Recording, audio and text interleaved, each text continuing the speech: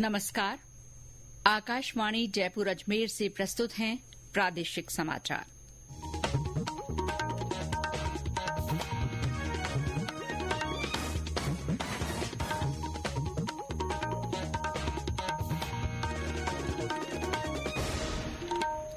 मुख्य समाचार। वित्त मंत्री निर्मला सीतारमण ने संसद में नरेंद्र मोदी सरकार के तीसरे कार्यकाल का पहला बजट पेश किया। प्रधानमंत्री नरेंद्र मोदी ने कहा, बजट हर वर्ग को नई ताकत देने वाला है। राज्यपाल कलराज मिश्र ने रेडक्रॉस से रक्तदान के साथ अंगदान, देहदान और नशा मुक्ति के लिए काम करने का आह्वान किया। और 12 जिले में स्कूली छात्राओं के बेहतर स्वास्थ्य के लिए आज से पोषित लाडो अभियान शुरू।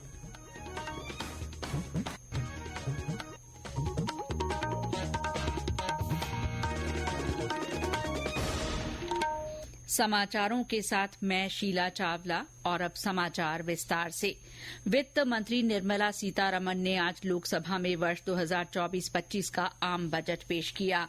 ये नरेंद्र मोदी सरकार के तीसरे कार्यकाल का पहला पूर्ण बजट है। वित्त मंत्री ने व्यक्तिगत आय कर दरों के संबंध में नई कर व्यवस्था का विकल्प चुनने वालों के लिए 2 घोषणाएं की।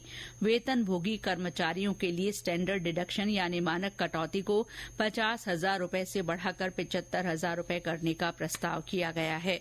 पेंशन भोगियों के लिए पारिवारिक पेंशन पर कटौती को 15,000 रूपये से बढ़ाकर 25,000 करोड़ रुपए का प्रस्ताव है। इससे नई कर व्यवस्था में लगभग 4 करोड़ वेतन भोगियों और पेंशन भोगियों को लाभ होगा। नई कर व्यवस्था में कर दर संरचना में भी संशोधन किया गया है। 3 लाख रुपए तक की आय पर कोई कर नहीं लगेगा।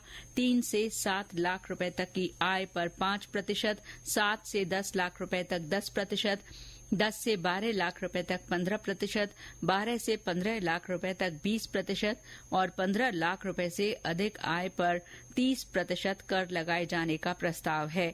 इससे नई कर व्यवस्था में वेतनभोगी कर्मचारी को आय कर में 17,500 रूपये तक की बचत हो सकेगी।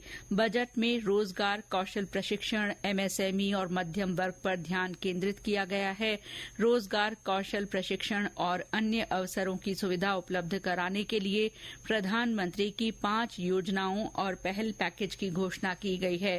प्रधानमंत्री पैकेज के भाग के रूप में रोजगार संबंधित प्रोत्साहन के लिए 3 योजनाएं लागू की जाएंगी।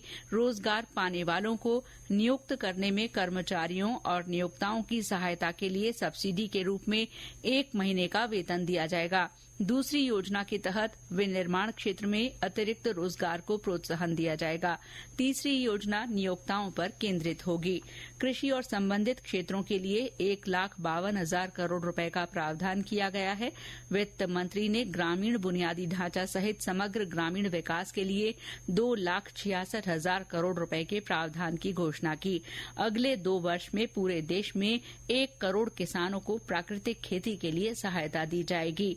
वित्त मंत्री ने कहा कि सरकार जनजातीय समुदायों की सामाजिक आर्थिक स्थिति में सुधार के लिए प्रधानमंत्री जनजातीय उन्नत ग्राम अभियान चलाएगी।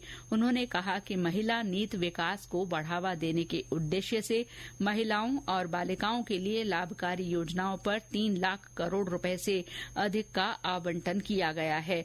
वित्त मंत्री ने कहा कि प्रधानमंत्री आवास योजना शहरी के दूसरे चरण में सरकार 1 करोड़ शहरी गरीबों और मध्यम वर्गीय परिवारों की आवास जरूरतें पूरी करने के लिए 10 लाख करोड़ रुपए का निवेश करेगी। केंद्रीय बजट पर प्रतिक्रिया देते हुए प्रधानमंत्री नरेंद्र मोदी ने कहा कि ये बजट हर वर्ग को नई ताकत देने वाला है।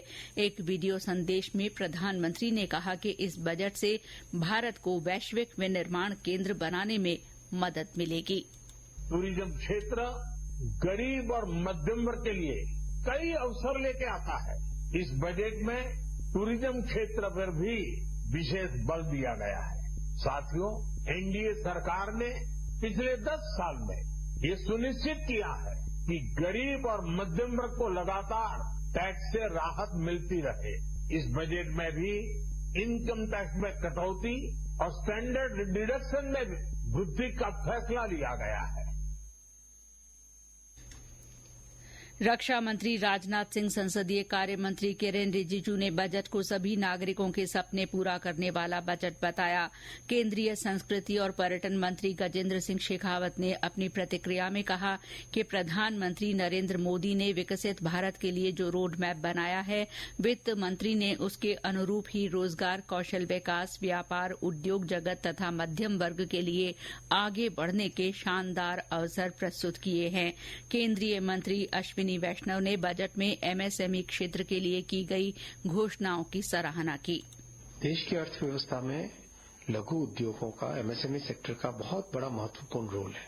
आज के इस बजट में जो पहले एमएसएमई सेक्टर के लिए स्कीमें बनी हैं, उनके कंटिन्यूएशन में और उसमें एक बहुत बड़ा जंप लेके आज के बजट में अनाउंसमेंट्स हुए हैं। आप देखिए, एक साधारण छोटे कारोबारी को सबसे बड़ी समस्या आती है लोन के समय में क्या वो कोलैटरल दे, वो सबसे बड़ी समस्या थी। आज उसका समाधान निकाला गया और ये एक पाथ ब्रेकिंग चेंज है। एक ऐसा चेंज है, ऐसा परिवर्तन है जिसका अच्छे परिणाम कई वर्षों तक मिलेंगे। तो मैं स्वागत करता हूं इस बजट का एमएसएमई सेक्टर के लिए जो विशेष प्रावधान किया है, क्रेडिट गारंटी का, cash flow based credit assessment का, वो बहुत बड़ा चेंज है। मुख्यमंत्री भजनलाल शर्मा ने अपनी प्रतिक्रिया में कहा कि केंद्रीय बजट नए भारत को वैश्विक विकास का अग्रदूत बनाने का रोड मैप है। कांग्रेस ने बजट की आलोचना करते हुए कहा कि इसमें आय असमानता दूर करने के लिए कुछ नहीं किया गया है। पूर्व उप मुख्यमंत्री सचिन पायलट ने कहा कि बजट में ईआरसीपी और यमुना लिंक योजनाओं के लिए कोई घोषणा नहीं करना प्रदेश की जनता के साथ छलावा है। प्रदेश कांग्रेस अध्यक्ष गोविंद सिंह डोटासरा ने बजट को निराशाजनक बताया। आगे के 2047 के सपने दिखा रहे हैं, इसलिए इस बजट से राजस्थान को पूरी तरीके से निराशा हुई है। कोई किसी योजना के अंदर यहाँ पर राजस्थान में पैसा नहीं दिया गया है, इसलिए सारे के सारे जो वर्ग हैं वो तमाम वर्ग, जो चाहे किसान हो, नौजवान हो, महिला हो, गरीब हो, पीड़ित हो, पिछड़ा हो, उस सब के सब निराशा देख रहे हैं इस बजट से।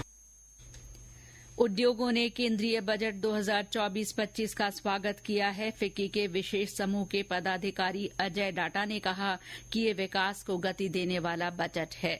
बहुत अच्छा बजट है। असम ने जो सेक्टर्स लिए हैं, जिनके ऊपर फोकस रहेगा, वो सारे के सारे सेक्टर्स बहुत इम्पोर्टेंट सेक्टर्स हैं।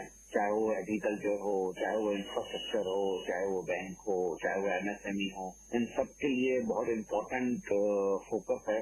मेरे ख्याल से अगर हम इसको विकसित भारत की तरह से जो प्रेजेंट किया गया है उस तरह से देखें तो ये एक अपने आप में काफी इम्पोर्टेंट बजट शामिल होगा और इसके हमको दूरगामी परिणाम देखने को मिलेंगे। एसोचैम के महासचिव दीपक सूद ने केंद्रीय बजट को सभी बिंदुओं को संतुलित बजट बताया है। राज्य के युवाओं ने भी बजट की तारीफ की है। जयपुर के छात्र राजू मीणा ने इस बजट को हर वर्ग के लिए लाभकारी बताया। सरकार द्वारा जो बजट पेश किया गया बहुत अच्छा है। युवाओं के लिए, उद्योग के लिए, पर्यटन के लिए, सबके लिए बहुत बढ़िया बजट था और इससे राजस्थान के अंदर उद्योग का, युवाओं को नौकरी का, सबके रास्ते खुलेंगे। राज्यपाल कलराज मिश्र ने प्रदेश की जिला रेडक्रॉस शाखाओं से रक्तदान शिविरों के साथ साथ अंगदान, देहदान और नशा मुक्ति के लिए भी काम करने का आह्वान किया है। उन्होंने टीबी मुक्त भारत अभियान के अंतर्गत रेडक्रॉस सोसाइटी सदस्यों द्वारा निक्षय मित्र बनाकर राजस्थान को टीबी मुक्त किए जाने पर भी जोर दिया। श्री मिश्र आज राजभवन में आयोजित इंडियन रेडक्रॉस सोसाइटी जनजातीय क्षेत्र विकास तथा विश्वविद्यालय से जुड़े स्थानीय मुद्दों की विशेष समीक्षा बैठक को संबोधित कर रहे थे। बैठक में राज्य के सभी संभागीय आयुक्त और सभी जिलों के जिला कलेक्टर ऑनलाइन सम्मिलित हुए। ये समाचार आकाशवाणी जयपुर अजमेर से प्रसारित किए जा रहे हैं। सुप्रीम कोर्ट ने आज पेपर लीक और अनियमितताओं के आधार पर नीट यूजी 2024 परीक्षा रद्द करने से इनकार कर दिया। मुख्य न्यायाधीश डीवाई चंद्रचूड़, न्यायमूर्ति जेबी पारदीवाला और न्यायमूर्ति मनोज मिश्रा की पीठ ने इस संबंध में कई याचिकाओं की सुनवाई के बाद ये आदेश पारित किया। न्यायालय ने कहा कि पेपर लीक प्रणालीगत था, जिससे पूरी परीक्षा की पवित्रता प्रभावित हो रही थी। इस बारे में कोई साक्ष्य पेश नहीं किया गया है। अदालत ने यह भी कहा कि परीक्षा दोबारा आयोजित करने का आदेश देने से गंभीर परिणाम होंगे, जिससे 23 लाख से ज्यादा छात्र प्रभावित होंगे। बारां जिले में आज से पोषित लाडो अभियान शुरू हुआ। स्कूली छात्राओं के स्वास्थ्य को लेकर पायलट प्रोजेक्ट के रूप में अभियान का शुभारंभ जिला कलेक्टर रोहिताश्व सिंह तोमर ने कस्तूरबा गांधी आवासीय विद्यालय में किया। इस दौरान चिकित्सा विभाग की ओर से छात्रावास में रह रही बालिकाओं की एनीमिया जांच भी की गई। जिला कलेक्टर ने बताया कि पोषित लाडो अभियान आगामी 3 महीने तक चलेगा। अभियान के तहत जिले के विभिन्न छात्रावासों और स्कूलों में पढ़ने वाली छात्राओं की स्वास्थ्य जांच की जाएगी। साथ ही उन्हें उचित पोषण और उपचार भी दिया जाएगा। करगिल विजय की रजत जयंती के उपलक्ष्य में आज बीकानेर में रणबांकुरा डिवीजन द्वारा अपने सशस्त्र बलों को जाने विषय पर शस्त्र प्रदर्शनी का आयोजन किया गया। इसका उद्घाटन रणबांकुरा डिवीजन के general officer commanding major general A.K. Pundir ने किया। इस दौरान कारगिल युद्ध में लड़ने वाले सैनिकों की वीरता और साहस को प्रदर्शित करने के लिए वृत्त चित्र भी दिखाया गया। कार्यक्रम में भारतीय सेना की महिला अधिकारियों ने उपस्थित लोगों, विशेषकर बच्चों के साथ बातचीत की और भारतीय सेना में महिलाओं के नेतृत्व और भूमिका पर अनुभव साझा किए। युवाओं और स्कूली बच्चों ने भी सैनिकों से बातचीत की। और अब मौसम। प्रदेश में कुछ स्थानों पर हल्की से मध्यम बारिश हुई है। सवाई माधोपुर में दोपहर में बरसात हुई। बादल छाने और ठंडी हवा चलने से शहर में तापमान में गिरावट आई। जयपुर और आसपास के इलाकों में हल्की बारिश हुई। मौसम विभाग ने आज भरतपुर, जयपुर, कोटा संभाग तथा शेखावाटी इलाके में कहीं कहीं भारी बारिश और 1-2 स्थानों पर बहुत भारी बारिश की संभावना जताई है। आज जयपुर और दौसा के लिए ऑरेंज अलर्ट और सवाई माधोपुर, करौली, कोटा, अलवर, झालावाड़, बूंदी, बारां, राजसमंद और भीलवाड़ा जिलों के लिए येलो अलर्ट जारी किया गया है। और अंत में मुख्य समाचार एक बार फिर। वित्त मंत्री निर्मला सीतारमण ने संसद में नरेंद्र मोदी सरकार के तीसरे कार्यकाल का पहला बजट पेश किया। प्रधानमंत्री नरेंद्र मोदी ने कहा, बजट हर वर्ग को नई ताकत देने वाला है।